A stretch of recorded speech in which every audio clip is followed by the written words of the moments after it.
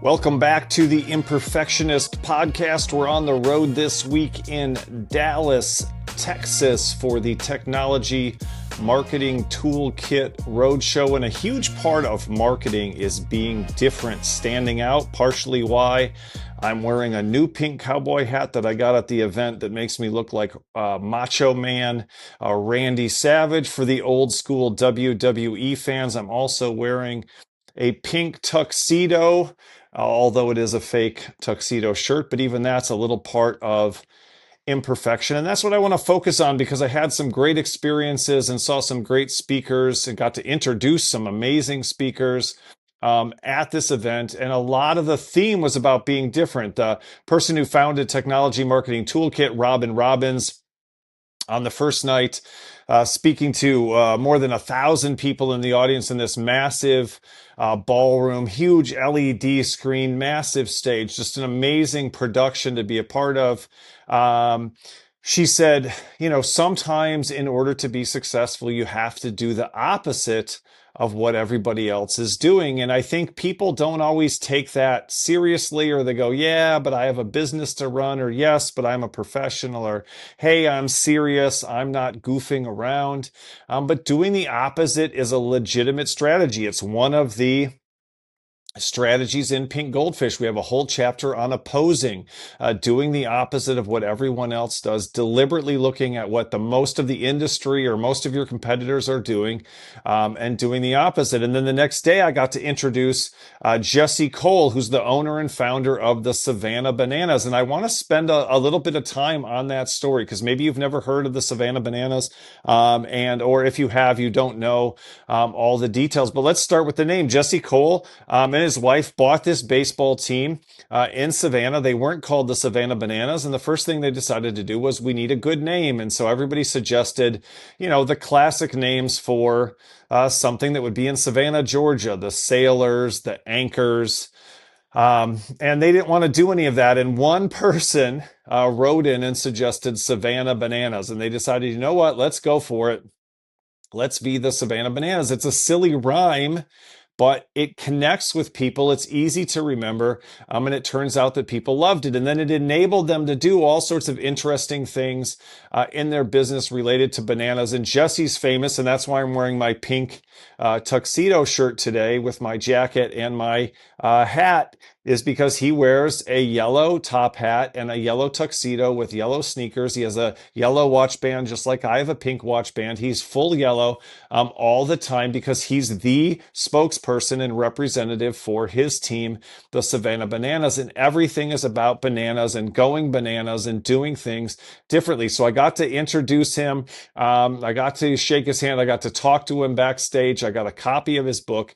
And there was a ton of the stuff that he was talking about being different and standing out. And then he got on stage, and just like Robin Robbins the night before said, you have to be willing to do the opposite. And just like Robin said as well, I forgot to say this, even though it's going to cause some people to hate you, dislike you, criticize you, tell you you're doing it's wrong, because if you're doing it the opposite, you have to be ready for some criticism because people figure the way it's being done is probably the right way. And if you're doing the opposite way, it's probably the wrong way. That's why I did a TEDx talk called Sometimes the Opposite of a Good Thing is a Good Thing, right? We think that the opposite of good is bad and the opposite of right is wrong. And so the opposite of a good thing can't be another good thing. But Jesse Cole isn't trying to recreate Major League Baseball at a minor league level. He's not just trying to be a feeder system for major league teams. He's trying to find a way to run a business and make money selling tickets and entertaining people, not being a small part of a bigger game and having players that just don't do it as well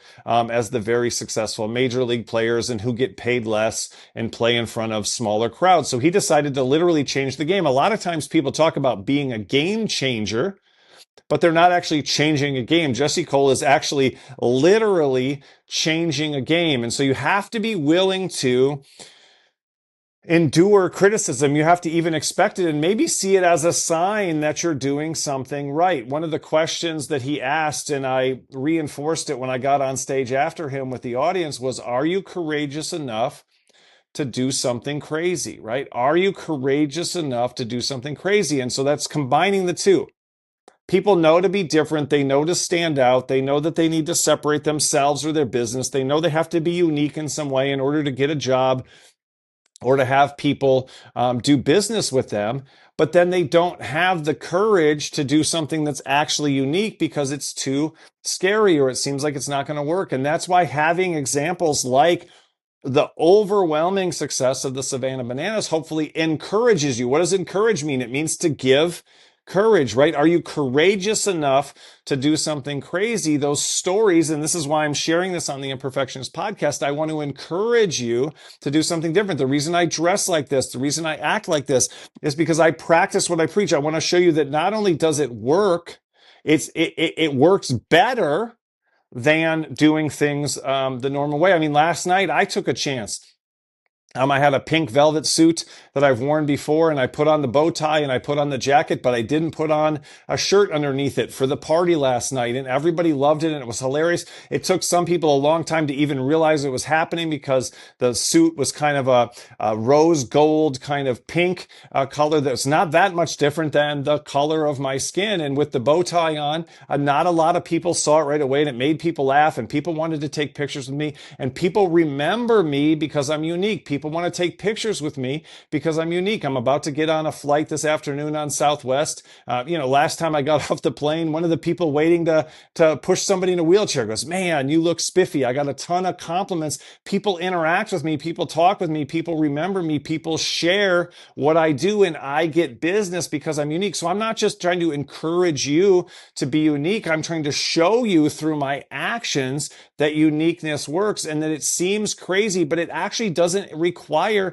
as much courage as you think, because I'm not afraid to do this because I know how well that it works. And then learning from a story like Jesse Cole's story with the Savannah Bananas just reinforces that and it encourages me, gives me more courage to do things that are seemingly even more crazy. I'm even trying to figure out a way to get this hat home. I already have my other pink cowboy hat that I wore on the way here. I don't know how I'm going to get two cowboy hats home, but now I really want to bring this one home because it's a perfect fit for the brand that I have. So I love that quote. Are you courageous enough to do something crazy? And on the Imperfectionist, we're trying to encourage you to be willing to try those things and do those things, because those are exactly the things that are going to make you successful. When Jesse Cole started at the Savannah Bananas, a small minor league team in Savannah, Georgia, when they first opened up after they bought the business, they had two people at the game.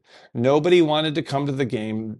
People aren't that excited about minor league baseball. They see it as a lesser product than Major League Baseball. And people aren't even huge fans of Major League Baseball. There's a lot of fans of Major League Baseball, but Major League Baseball stadiums don't sell out on a daily basis. They have 162 games, and until the playoffs, people can't, it's almost impossible to watch the games on television. You have to really be into it and subscribe to multiple streaming services to even be able to watch the games. And you'd have to have, some kind of unusual life to be able to watch 4-hour, 3-hour baseball games 162 times in a year. That's almost half of the year. Every day you'd be watching a baseball game. So it's also it's not an easy model for the major league teams. And Jesse Cole had to find a way to do something different. And he started with the name, and then he started with wearing a yellow tuxedo everywhere. It's not normal to wear a yellow tuxedo everywhere. He looks like the man in the yellow hat from Curious George, and he gets a lot of weird looks and he gets a lot of criticism, but he also gets a lot of excitement and he gets a lot of recognition and he gets a lot of attention, which is part of what you need in order to run a successful business. So they started doing different things. Once they were the Bananas, the Savannah Bananas, they could have the Banana Nanas, a senior citizen ladies dance group, instead of having traditional cheerleaders. They tried things that didn't work, and this is an important lesson. Are you courageous enough to try something crazy, even if it doesn't work, and then you try something else? You don't decide that crazy doesn't work or unusual doesn't work. You just try something different. So he said one of the things that they tried was having people stand down on the field in these big pants, and then having people throw bananas from the upper deck, and called it bananas in your pants. And it didn't work. They tried the human piñata, where they had somebody dress up like a piñata and had kids hit them with plastic baseball bats, and they would throw candy out to people, and that didn't work. But they've done a ton of things that have worked. I know them because I follow them on TikTok, and they do all these TikTok dances, and they have pitchers on stilts. They have a twerking umpire. They have all sorts of crazy rules to their games. The game never goes beyond 2 hours, and no inning ever starts after an hour and 50 minutes. If a fan catches a foul ball, the player is out. Imagine just right there, that level of fan participation, that a fan catching a ball in the stands, a foul ball in the stands, can make a player out on the field. It gets fans involved in the game in a way they wouldn't be in other situations. And so he started doing weirder and weirder stuff. The ticket price includes the price of food at their stadium in Savannah when they travel, which I'm going to talk about in a second. That's not necessarily true in different stadiums, but he decided that one of the big costs for people of going to a game, and the thing they didn't like about it, was paying for that $9 hot dog and that $7 beer. And so when you buy a ticket with Savannah Bananas, it's all inclusive, and you can have all the food and drinks that you want while you're there. That's unusual. That's the opposite. In fact, some places seem to almost make their money. Some teams seem to almost make the majority of their money from the concession sales, from the beer sales, from the alcohol sales. They almost are using the ticket just as a way to get you in, to sell you the thing where they really make their money. And so there you go again. The Savannah Bananas are doing the opposite of that. They're changing the rules. They're changing the game. They made it unusual. When you buy a ticket with them, they turn it into this massive experience, and they take this video as though this ticket is a baby that's being born, and they have all of these employees blessing the ticket for you, and they send you a video of your ticket being made and being sent off to you. They turn everything into an occasion. And they became this absolute sensation. Again, how many teams are famous on social media as a team, even to people who don't care about the sport that they're playing? Now, what kind of criticism does he get for this? He gets a ton of criticism. This isn't real baseball. This is a gimmick. This is just a show. This is bad for baseball. What's the matter with you? You're making the rest of baseball look bad. You're embarrassing. They shouldn't allow you to do this. But really, if you think about it, it's actually not as crazy as it seems, because most people have heard of the Harlem Globetrotters, and the Harlem Globetrotters do the same thing. They play basketball, but they always play against the same team, and they're not really playing basketball. They're putting on a show. And for years and years and years and years, people have loved to go and have the experience of the Harlem Globetrotters. Basketball isn't the whole point. Basketball is a vehicle for providing entertainment, and the Savannah Bananas do that as well. That's another thing that makes them unique. They don't play against a bunch of different teams. They play against a team called the Party Animals, and those people are employees of and paid by the same people that own the Savannah Bananas, the same entertainment group.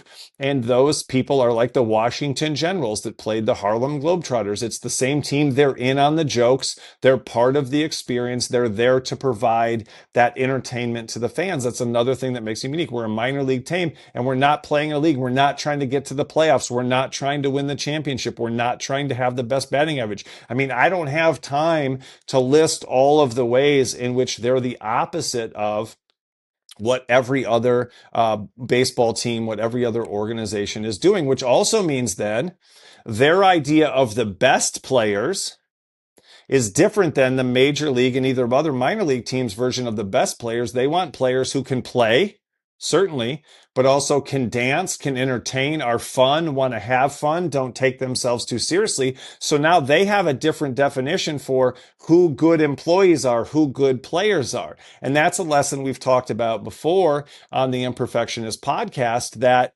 if you're literally changing the game, then you change the definition of who a good employee is. Now you have an opportunity to hire people that other people aren't trying to hire. You're not in competition with other people to hire the same quote unquote best employees, because you've changed the definition of what the best employee, what a good employee looks like. And there's some really inspiring stories with the Savannah Bananas. There's a guy, I forget his last name, but his first name is Jackson, and he had a dream to play for the New York Yankees. He wanted to be a professional baseball player. And it turned out that that wasn't going to happen for him. But little did he know he was going to end up on the Savannah Bananas, and ended up having the opportunity to play in major league stadiums because now um, they are so successful that they need the size of a major league stadium to be able to fit all of the fans that they've started to attract all over the country. So now this minor league baseball team on the East Coast in Savannah, Georgia, most minor league teams can't even get people from their local area to come out and watch. Now they've become this national, probably international phenomenon, and people all over the country are like, when are you going to bring it on the road? When are you going to come to our stadium? Not our minor league stadium, our major league stadium. And then some of the major league stadiums weren't big enough. And so then they're in NFL stadiums, which are even bigger. And then even with those bigger stadiums, so many people want tickets that you can't just buy them. You have to sign up for the lottery to get an opportunity to potentially purchase a ticket because so many people are excited about the Savannah Bananas. And why? Because they're so different. They're so unique. They're so unusual. And it gets them a ton of criticism, but it also gives them a ton of very positive attention and a ton of raising fans. The thing they do that repels some people, we call that antagonizing in Pink Goldfish, attracts other people. And it's so attractive, right, that it doesn't matter all the people that they're repelling. Fine, go to a major league game. Fine, go to a normal minor league game. Fine, go to a college game or a high school game. Go see the pure baseball that you want. And there's nothing wrong with liking pure baseball, but we're doing something different and it's become incredibly attractive. So attractive, they've come up with a name for it called Banana Ball, and they have their own rules. And I started telling you what some of those unique rules were. They've literally changed the game, created a brand new game, and created a product that people can't get enough of, and they almost can't sell fast enough because they have to find unique and different places and bigger and bigger and bigger places to play in. And then even that becomes a challenge. Well, you're not going to be able to have this small connected fan experience in these huge stadiums. So one of the things they did, for example, is the coach and now the players have started writing handwritten notes, and then they put them in the huge stadiums. They put them in the seats that are the highest up and the farthest away. So some fan who can't afford to sit closer gets there and gets a handwritten note from one of the players or one of the coaches. They find ways to connect with people. They do things that are just completely different. Can you imagine showing up at a major league stadium, getting a handwritten note from one of the players or the coaches? They're completely unique to the point that, I would have to, I got his book. It's called Fans First, if you're interested. It's absolutely fantastic. I can't wait to read it. He went through a lot of it in the keynote, so I know a lot of the main points. But they've done so many things. And then once they've started, they got momentum. So I didn't start one day wearing a Macho Man Randy Savage hat. I didn't wake up one day and put on some pink sunglasses. I didn't wake up one day and put on a pink tuxedo shirt. I put on it started with just wearing sneakers on stage instead of wearing dress shoes. It started with wearing jeans. It started with untucking my dress shirt, but still wearing a suit jacket. It started with experimenting with being a little more casual. Can I be a little less professional? Are people going to take me seriously? Can I be a little bit more of myself? And then when I wore pink for the pink shoes for the first time, and it connected with people, and then some pink socks, and then some pink pants, and it just grew and grew and grew. So that's the other thing. I encourage you to get started. Are you courageous enough to do something crazy? Start with a tiny bit crazy, a little bit unusual, a little bit different, and see what happens. Don't just imagine what you think is going to happen. See what actually happens. And what you'll probably find is there's positive results, which will encourage you, right? Like I'm trying to encourage you, but now you're encouraging yourself. You're seeing those positive results, and now it encourages you to try a little bit more, try a little bit more, try a little bit more. The Savannah Bananas have getting weirder and weirder and weirder and weirder. They're experimenting. They're trying different things. That's one of the points in the book. Experiment. Try different things. I tried that last night of not wearing the shirt under my suit jacket, and people thought it was wonderful, and I didn't feel self-conscious, and it was fun and funny. Plus the lights were low and the lights were flashing, and once you have a suit jacket on, there's actually really not that much space in there to begin with, and it turned out to be fun, but I wouldn't have known that if I didn't try, right? And the funnest part of it was how long it took people to notice. People would just be talking to me, and 2 or 3 minutes in, they'd be taking pictures with me. 2 or 3 minutes in, they'd finally notice. So it ended up being this really fun thing that people are going to remember and that people are going to talk about. So try those experiments, be willing to do things, differently. So if you're on TikTok, if you're on social media, if you're on Instagram, even if you don't like baseball, check out the Savannah Bananas, and remember that quote. Right? Check out Jesse Cole. I think he's called like Yellow Man Tux or Yellow Tux Man or something like that on Instagram. It's an amazing story. If you're a business owner, if you're trying to have success in your career, if you need encouragement to be more of yourself, if you need to be reminded that there's something different other than fitting in and following the crowd, and that it works, that it actually works and can make you successful. So do something different, right? Do the opposite, right? Robin says do the opposite. Jesse Cole says do the opposite. Robin says some people are going to be upset with you when you do that. Jesse Cole says some people are going to be upset with you when you do that. Are you courageous enough to do something crazy? What I think is the people oftentimes who don't like it are actually a lot quieter than the people who do like it. And what I find is I'm almost just overwhelmed with positive feedback from doing things different. And I think a lot of the people who are negative just don't talk about it as much. And if they do it online and things like that, you simply don't have to pay attention to that. So check out that book, Fans First. We may end up talking more about them. It was so cool. I was talking to him backstage. I got to get a picture with him. And he was talking about visiting the Magic Castle Hotel. And I'm like, we visited the Magic Castle Hotel. And he's talking about the Popsicle Hotline. I said, we write about the Popsicle Hotline in our book, Pink Goldfish. He goes, I talk about the Popsicle Hotline on stage. I'm going to talk about it in a few minutes. And I said, we got to visit the Magic Castle Hotel and meet the general manager. He goes, I got to visit the Magic Castle Hotel and meet the general manager, whose company is so great. My book's called The Freak Factor. His company's called Service Freak. His name is Darren. And so now we have this huge thing in common, and there's a pink goldfish example, the Magic Castle Hotel, and then the Savannah Bananas are a pink goldfish example, and they're telling people about other pink goldfish examples. And so I was just so fired up. I was like, I got to tell people about the Savannah Bananas. And again, even if you don't like baseball, check them out on social media, check them out on TikTok. It's incredibly entertaining and inspiring. They do some amazing things. I mean, it was overwhelming. I should have made a list. But part of the reason I do this podcast is I like to just be able to do things off the cuff, but I just keep remembering things. Him and his wife were inspired. Jesse and his wife were inspired to start becoming foster parents because they saw, how many children needed families, and so they started this foster parenting program and started supporting other foster parents as well. And there's the Savannah Bananas, and so they called their charity Bananas Foster. How cool is that, right? Like, what are the chances that your mascot for your minor league baseball team fits perfectly with this passion that you have for fostering children? Skeptical people, cynical people will say they saw Bananas Foster and said, what if we started a foster care program? Either way, it doesn't matter. It's an amazing thing, and it was heartwarming what they were doing. And Jesse's story is amazing. When he says, are you courageous enough to do something crazy?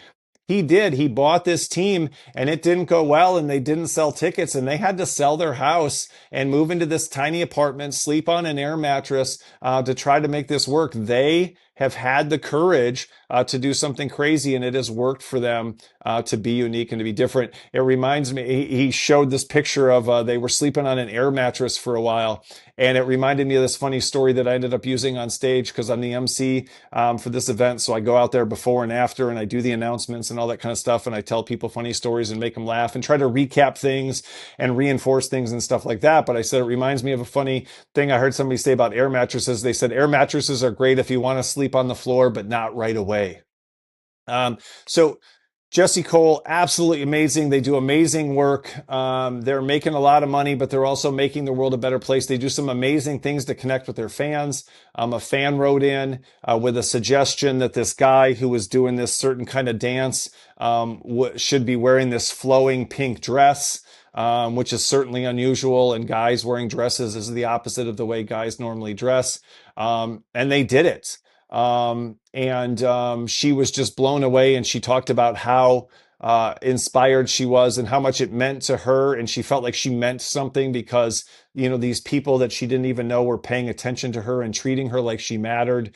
And then they brought her out to a game when they were playing in her town. I think it was in Ohio. And the guy did the same dance without the dress. And then she was waiting in the outfield as he completed the dance. And then they danced together in front of thousands of people. I mean, imagine having that experience just as a regular person, who's somehow gotten connected to this team. So they really are something special. And that's part of what special means. Special means different. Special means unique. But unique means oftentimes the opposite of what's normal, what everybody else is doing, which is going to lead to criticism, which requires courage. Are you courageous enough to do something crazy?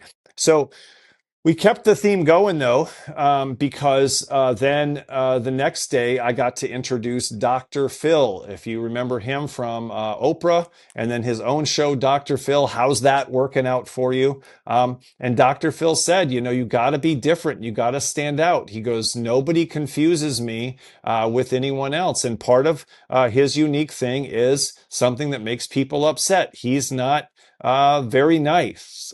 He's not just listening to you and telling you you're okay. He's not encouraging and supportive. He's a therapist. He's a counselor. He's a psychologist who thinks that he needs to challenge people and push people to be better than they currently are and not allow them to be complacent and blame others. He wants people to take sort of radical responsibility for their lives. And there's a lot of people who believe that's incorrect and wrong. And people are the products of systems that they're involved in and things like that. And I'm not here to argue that. I'm just telling you what his perspective is. And one of his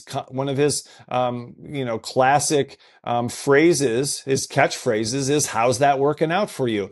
Basically saying, well, what you're doing isn't working, so you should do what I'm saying and you should take my advice. So that tough love approach isn't for everyone, right? And Dr. Phil has over the years gotten a lot of haters. He started out on the Oprah show in 1998 and was so successful that he got his own show. But on the first episode, he told us a story. He was on the first episode with Oprah.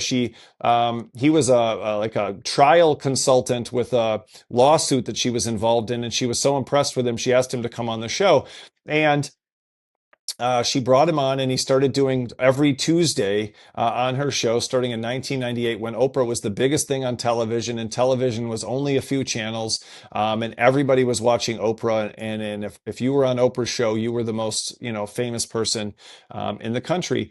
And she had a stripper on, he said, and this stripper had this goal of changing the world and making the world a better place. And Dr. Phil was sitting there, and all of a sudden Oprah just stops and looks over him and goes, well, what do you suggest? And it kind of caught him off guard. And he said, well, I don't know. How about if we start with changing you instead of trying to change the world? What if we start with finding a job that's better than being a stripper? And how about if we try keeping our clothes on for a little while and then work on changing the world? How about if we start small, start with yourself, which is fantastic advice, but also tough advice. And it caught people off guard, but it also caused a lot of people to really like him. And then that style, that approach of being somewhat confrontational, somewhat challenging. I studied counseling. They call that directive solutions focused therapy. That's not for everyone. And it's not what every counselor does. And it's not for every person that needs help. But that was his style. And it was unique enough that he developed a reputation. And it was very, very attractive to a lot of people, and still is. He's still on television. He has his own network now, where he, one of his employees was sitting next to me backstage, and he has his own network now, and they have like boxing or ultimate fighting or something on it. He has his own sort of media empire that started with him having this tough love, challenging, difficult, confrontational approach to helping people solve the problems. And that's part of what he would say is, look, if you could have solved this problem, you wouldn't be here talking to me. So how come you think you know better than me? And a lot of people don't like that, but a lot of people were sitting at home going, yeah, and they have somebody in their own life they'd like to do that same thing with, or they recognize that that's what they need, and he challenged them to become better. So Dr. Phil was not only telling people the same thing, you got to be willing to be different, you got to be willing to stand out. He's also been living that for years and years and years. There's people who hate Dr. Phil, and there's people who love Dr. Phil, but he was courageous enough to do something crazy and do something unusual. And people, even when I was introducing them, I was like, oh, I should I say Dr. Phil McGraw? And I'm like, I think nobody even really thinks about the last name. In fact, if I said Dr. Phil McGraw, you might say, who's that? But if I said Dr. Phil, you would know exactly who it was, right? So that's how unique he is, that you don't have to say the whole name. And even if you did say the whole name, people might not know, oh, is that your dentist, or what are you talking about? And so that's the power of differentiation. That's the power of uniqueness, but it comes with the price of being willing to be disliked, being willing to turn some people off in order to turn other people on, being willing to repel other people in order to attract, repel some people in order to attract others. So it was an amazing experience with Robin Robbins and the TMT crew. The members are just absolutely amazing. I coached a spokesperson contest where 5 people who had amazing results in their IT businesses using Technology Marketing Toolkit systems and processes get on stage and do a 12-minute presentation in front of 1,000 people in this huge ballroom. And the winner becomes the spokesperson for the year and wins a Cybertruck. And I do 4 virtual coaching sessions with each person, each contestant, and then we do a live rehearsal at the event. So in addition to being the MC, I'm the speaker coach. And then I also did, like I said, a breakout presentation for it was a few hundred people, because we had to get a bigger room, because last year nobody could fit, because we sold it out so fast. And so I was talking to people about how to give more effective presentations as well. But the speaker contest, they not only become the spokesperson, but they win a brand new $100,000 car. This year, the car they had on stage was a Cybertruck. You can have that one if you want, or you can get a credit at sort of a luxury car dealer. But this is a high stakes contest, and these people are just business owners who aren't professional speakers. And so I coach them on how to give a presentation that makes sense and is inspiring in front of 1,000 people. And they did an absolutely amazing job. So the event ends with this person winning the Cybertruck. And this year, the guy who won, his name was Julio Lopez. He had already promised his marketing manager, who's I think his nephew, that if he won, he would give the truck to his nephew. So that was amazing and emotional. And Julio's wife was there, and Frankie's wife was there, and it was a really exciting moment. And that's that's a perfect note to end on. I mean, you talk about polarizing. The Tesla Cybertruck and Teslas in general are being vandalized and things like that, because some people love Teslas and Elon Musk, and other people hate Teslas and Elon Musk. And it's become this polarizing symbol in our society of people's varying views of what's good and what's bad. And Elon Musk would be a totally different podcast episode of a very imperfect person who has been courageous enough to do some things that are crazy, and has done some wonderful things, and has done some things that aren't as wonderful, and has all sorts of positive and very negative aspects to his life and his parenting and his approach to people and employees. And things like that. And that would be a completely separate episode. But even that was there. Even that choice, Robin's up there saying, being willing to do the opposite, and be willing to upset people, and know that you will upset people, and that everybody else isn't going to like what you're doing.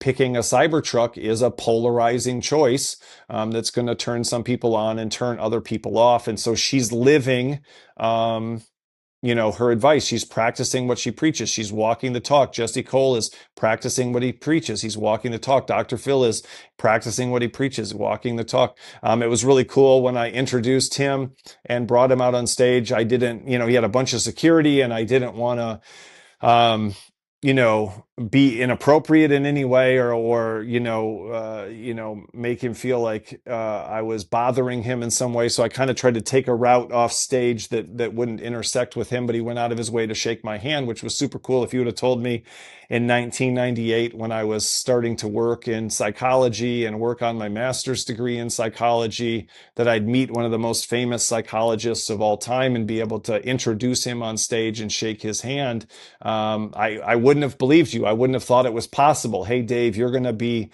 sitting backstage with someone from Oprah, and that's the power of being different. The only reason I'm up there is because of the unique way that I've approached my life and my career over the years, the reason I dress the way that I do and act the way that I do. And then when I went back on stage to set up the next session, I walked past him again, and this time really kind of stayed out of the way, and he went way out of his way again to shake my hand. So I was shaking hands with people for the rest of the night, telling them they could get a little Dr. Phil from my hand, and joking that I haven't washed my hands. I certainly have. Relax. But that was an amazing moment that was a result of doing the opposite of what most people do, being different, being unique, and having the courage to do something crazy. So it was an amazing week. There was an amazing party last night. I'm about to fly out on Southwest Airlines, which this episode of The Imperfectionist is not sponsored by Southwest Airlines. They're one of the last things we talk about in Pink Goldfish, because they have been or were the perfect example of Pink Goldfish. But so many people talk about Southwest Airlines, we just included them at the end as a little quiz to have people review the different aspects of the Pink Goldfish framework. And now they're starting to undo a lot of those things, and starting to change in ways that I think are really, they're killing the pink goldfish that they were. They were the perfect example of a pink goldfish, and now I think it's slowly dying. But I live in Raleigh, Durham, and their headquarters their main location is in Dallas Love Field, and there's a nonstop that gets me home. So normally I'm a Delta guy, but I'm also not sponsored by Delta Airlines. So when Southwest has a nonstop for me, I'm going to get pay extra for that priority boarding, get on first, find one of those few seats with some legroom, and just kick back and head for home. So later this afternoon, I'm heading out to the airport and flying home. So I'm excited to have been able to do this podcast on the road here in Dallas. And I hope you enjoyed it. And I look forward to seeing you next time on the Imperfectionist Podcast. I'm David Rendall, and have a great week.